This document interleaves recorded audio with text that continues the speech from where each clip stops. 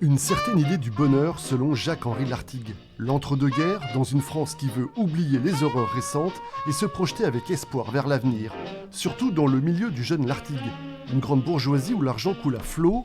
Lui se veut peintre, mais son œil de photographe est incomparable. Et c'est dans ces clichés qu'il capte l'énergie des années folles et ce mouvement permanent. On a voulu montrer ce qu'il en était de la France heureuse, d'une classe sociale particulière, à un moment donné particulier, mais dans un moment où quelque chose comme le bonheur a affleuré dans la société française.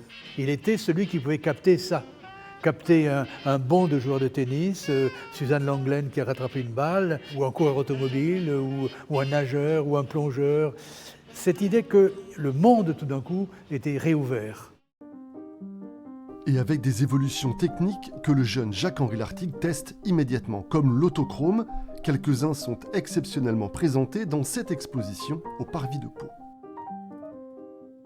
Il va immédiatement s'emparer de cette technologie, l'autochrome, qui est la photographie couleur en profondeur. C'est déjà un des premiers photographes couleur. L'autochrome est inventé par les frères Lumière 5 ans avant, 6 ans avant.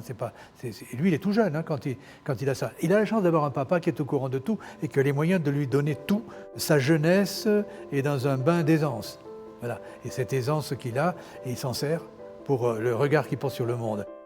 Et le regard qu'il porte sur les femmes, dans une société encore corsetée. Il photographie des femmes libres et fortes, des muses qui l'accompagnent dans sa vie et dans son travail.